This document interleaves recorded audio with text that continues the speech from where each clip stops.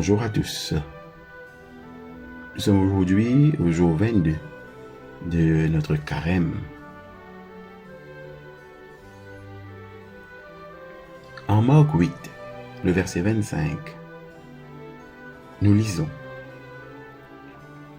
Jésus lui mit de nouveau les mains sur les yeux. Pour notre méditation ce matin, nous nous concentrerons sur l'évangile de Marc, le chapitre 8, à partir du verset 22 jusqu'au premier verset du chapitre 9.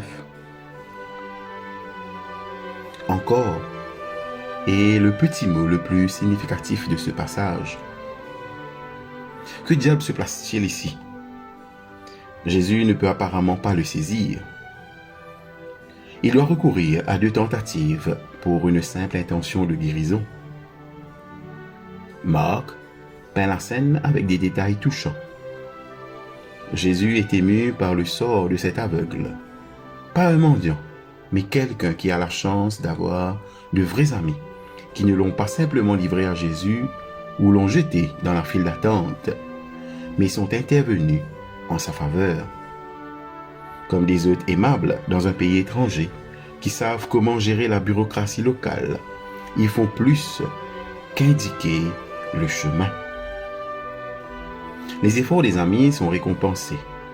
Jésus écoute et se met immédiatement à traiter leurs requêtes. Comme d'habitude, il y a un brouhaha autour d'eux.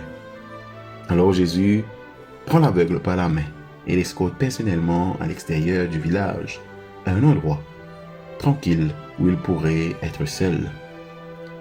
Jésus met de la salive sur les yeux de l'homme, lui impose les mains et demande d'un air bienveillant si les cercles sont plus clairs. L'homme voit, mais l'image est floue. Comme pour le reste d'entre nous qui testons nos yeux, il semble toujours impossible de dire si l'ajout de telle ou telle lentille particulière aide ou non. L'opticien doit simplement continuer, serrant les dents en disant avec une grande patience: essayons encore une fois. D'accord? De même, pour ce nouveau patient, Jésus doit recommencer. Et cela pour nous fait partie de la bonne nouvelle. Notre vie est centrée sur Dieu. Et elle ne sera pas souvent le cas d'une réponse rapide ou de résultats immédiats.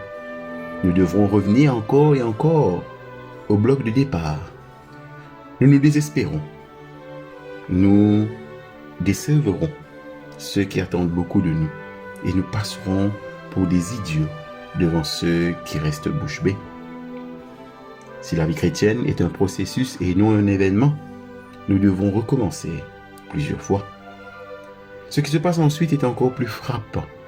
Après avoir envoyé l'homme qui sur son chemin se réjouissait, Jésus enseigne à ses disciples sur ce qui allait se passer ensuite. Comment il devra connaître la souffrance et même la mort, et ceci est l'une des clés du royaume. Pierre se prend un revers extraordinaire, allant même jusqu'à recevoir le nom de Satan, alors qu'il exprime son désaccord avec les propos de Jésus. C'est là où tout le groupe prend conscience que s'ils veulent cheminer avec Dieu, ils connaîtront de lourdes pertes à court terme. À la fin de ce renversement, Jésus affirme que le royaume de Dieu viendra avec puissance et rétablira toutes choses.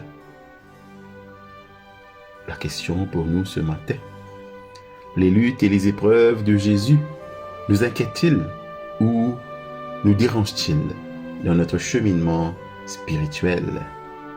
Les luttes et les épreuves de Jésus nous inquiètent-ils ou nous dérangent-ils dans notre cheminement spirituel? Prions.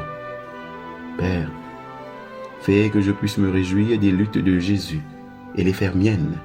Ainsi qu'au milieu des limites de notre condition humaine, je me remets entre tes mains aimantes. Amen.